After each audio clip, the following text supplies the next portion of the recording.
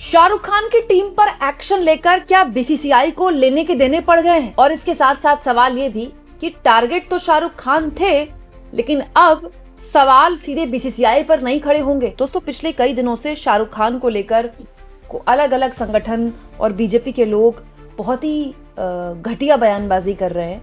उनको anti national कहा जा रहा है एज यूजुअल। उनके बॉयकॉट का ऐलान किया जा रहा है क्योंकि दोस्तों उनकी जो टीम है आईपीएल में, कोलकाता नाइट राइडर्स, उसमें मुस्तफिजुर रहमान बांग्लादेश के क्रिकेटर की नीलामी में उसको खरीदा गया।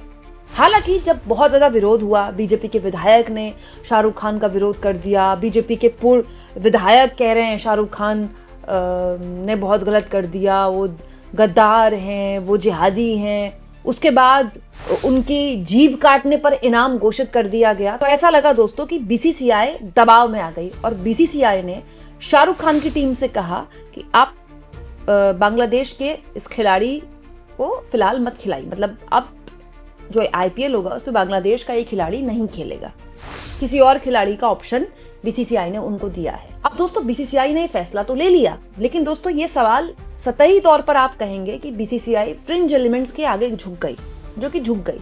बीसीसीआई पर ही सवाल उठ रहे थे कि भाई बीसीसीआई जब चाहे आईपीएल में बांग्लादेश के खिलाड़ियों की नीलामी रुकवा सकती थी। बीसीसीआई ने ऐसा नहीं किया, तो फिर बीसीसीआई कोई एक्शन क्यों नहीं लेती? तो बीसीसीआई ने एक्शन ले लिया।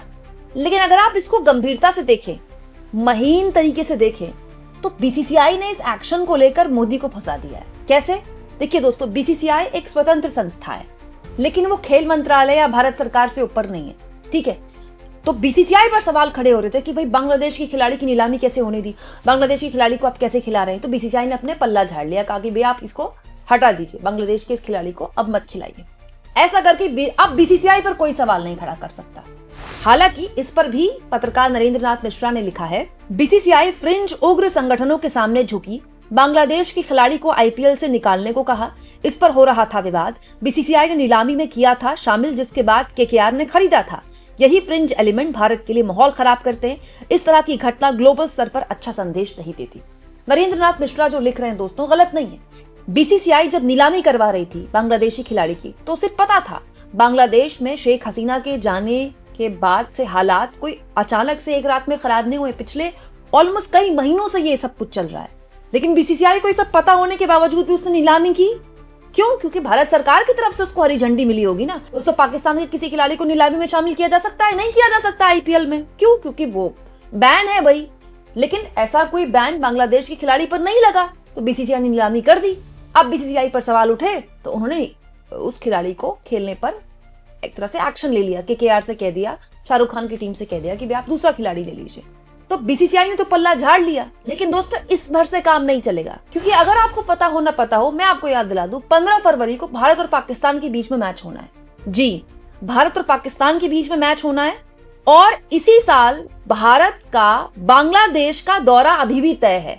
अब बांग्लादेश भारत की टीम जाएगी कि नहीं जाएगी, या फिर वो मैच होगा कि नहीं होगा, इसको लेकर बीसीसीआई ने कोई फैसला नहीं लिया है। अगले महीने T20 वर्ल्ड कप भी होना है, जिसमें बांग्लादेश के खिलाड़ी भारत आएंगे। ठीक है, अगले महीने से T20 वर्ल्ड कप शुरू हो जाएगा। तो बांग्लादेश की टीम तो T20 वर्ल्ड कप में हिस्सा लेगी ही ना, वो भारत आएगी ही ना। तो क्या भारत सरकार उनके आने पर बैन लगाएगी? क्योंकि एक खिलाड़ी पर तो आपने कह दिया कि भाई आप मत आने दीजिए, बीसीसीआई ने यही बोला ना। तो बीसीसीआई पूरी टीम पर क्यों नहीं प्रतिबंध लगाएगी? जब एक खिलाड़ी पर इतना बड़ा विरोध हो सकता है, तो पूरी टीम को कैसे नहीं रोका जा सकता? तो दोस्तों, ये तो और बड़ी बात है। पूरी टीम को कैसे भारत आने देगी T20 वर्ल्ड कप में बीसीसीआई? ये एक ऐसे सवाल हैं दोस्तों, जिसको लेकर अभी तक बीसीसीआई से कोई जवाब नहीं मिला है। ठीक है, भारत और पाकिस्तान के बीच में ऑपरेशन सिंदूर हुआ, याद है ना आपको, 2025 में। और कितने शर्म की बात है, उसके बाद 2025 में ही दोनों टीमें फिर आमने सामने आ गई मैच खेलने के लिए। दोस्तों, बीसीसीआई ने तब भी वो मैच कैंसिल नहीं किया कि भाई आईसीसी के नियम कानून के को बताते हुए। क्यों? क्योंकि भारत पाकिस्तान के बीच सबसे ज्यादा रेवेन्यू जनरेट होता है जब मैच होता है। तो भारत और पाकिस्तान, जिनके बीच में युद्ध जैसे हालात हुए अभी कुछ महीनों पहले, वो मैच खेलने वाले 15 फरवरी को। दोस्तों, भारत का बांग्लादेश जाने का दौरा अभी भी रद्द नहीं हुआ है। ठीक है, वो अभी भी चल रहा है। T20 वर्ल्ड कप के लिए बांग्लादेश की टीम भारत आने वाली है इसी साल, वो भी अभी भी जारी है। ठीक है, T20 वर्ल्ड कप भारत में ही होना है। तो इस पर जवाब कौन देगा? बीसीसीआई बताए, क्या इस पर भी एक्शन होगा?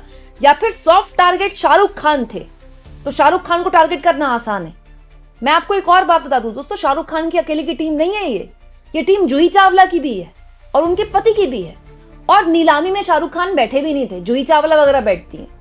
तो जूही चावला का विरोध क्यों नहीं होता, उनके पति का विरोध क्यों नहीं होता? ये इसीलिए ना क्योंकि शाहरुख के नाम के आगे खान लिखा है, और इसीलिए भी कि शाहरुख खान के नाम पर अगर विरोध करेंगे तो हम भी हीरो बन जाएंगे, क्योंकि शाहरुख खान इतने बड़े स्टार हैं दोस्तों। तो शाहरुख खान को क्या फर्क पड़ता है, उनकी टीम को क्या फर्क पड़ता है? एक खिलाड़ी जाएगा, दूसरा खिलाड़ी आ जाएगा, दुनिया भर के इतने खिलाड़ी हैं। वैसे भी आईपीएल में तो इतनी महंगे रेटों में खिलाड़ी खेलते हैं। लेकिन दोस्तों मैं ये जानना चाहती हूँ कि भारत सरकार को क्या हो गया? बीसीसीआई खिलाड़ी को रोक सकती है खेलने के लिए, लेकिन भारत सरकार फिर भी भारत पाकिस्तान का मैच नहीं रुकवा पाई। कितने शर्म की बात है दोस्तों। ये सब कुछ उस माहौल में हो रहा है जब भारत सरकार बांग्लादेश के अलग अलग स्टेक होल्डर से बात कर रही है। आप जानते हैं दोस्तों, बांग्लादेश में चुनाव होने वाले हैं। माना जा रहा है कि वहां जो बीएनपी पार्टी है, विपक्षी पार्टी है, उनके दोस्तों जो एक्टिंग जो हेड हैं बेसिकली, वो अभी वापस बांग्लादेश आए 1.5 दशक के बाद। उनका भव्य स्वागत हुआ। उनसे मिलने के लिए बकायदा एस जयशंकर अभी कुछ दिन पहले, 2-3 दिन पहले बांग्लादेश गए थे, क्योंकि उनकी माताजी का और उनकी पार्टी की सबसे बड़ी नेता का देहांत हुआ। बकायदा उनके देहांत पर प्रधानमंत्री ने फोटोज शेयर की उनके साथ। 2015 में जब उनसे मुलाकात हुई थी, और बेगम साहिबा के साथ जो भी उन्होंने अच्छा, जो उनकी मीटिंग्स हुई, जो उनका एक्सपीरियंस हुआ, वो पीएम ने शेयर किया।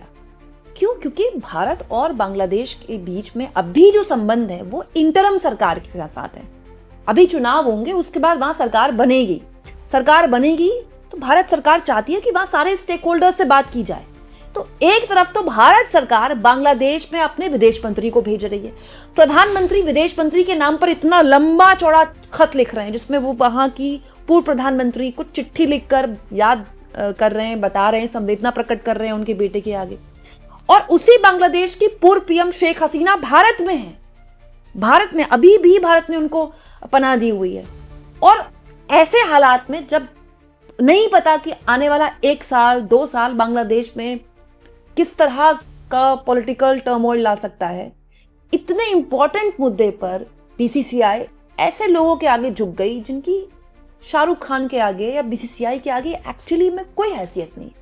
क्या हैसियत दोस्तों? शाहरुख खान बहुत बड़ा ब्रांड है, मतलब बहुत बड़ी बात दोस्तों। प्रधानमंत्री नरेंद्र मोदी बहुत पॉपुलर है, लेकिन ऐसा भी हो सकता है कि दुनिया के कई मुल्कों में मोदी जी को लोग ना जानते हो, लेकिन शाहरुख खान को जानते हैं।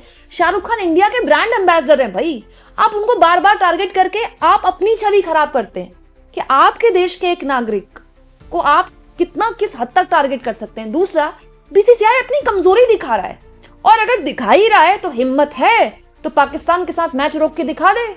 हिम्मत है तो T20 वर्ल्ड कप में बांग्लादेश का भारत आना रुकवा दे। लेकिन ये सब तो नहीं होगा। बांग्लादेश भारत आएगा, T20 वर्ल्ड कप में भारत और बांग्लादेश के बीच में मैच भी होगा, और भारत और पाकिस्तान के बीच में भी मैच होता रहेगा, लेकिन टारगेट फिर शाहरुख खान को किया जाएगा। मतलब आप सोचिए कितनी अजीबोगरीब स्थिति में ये है। और इन सब में भारत सरकार चाहती है कि बांग्लादेश से लगातार संवाद स्थापित होता रहे। सोचिए विरोधाभास की इंतहा। सरकार कुछ और कर रही है, समाज में नैरेटिव कुछ और बनाया जा रहा है, टीवी चैनल्स में कुछ और चल रहा है, और पब्लिक को बिल्कुल ही बेवकूफ समझ रखा है, बिल्कुल बेवकूफ। आप इस मुद्दे पर क्या सोचते हैं? कमेंट बॉक्स में जरूर लिखें, और जितना हो सके चैनल को शेयर भी करें, सब्सक्राइब भी करें।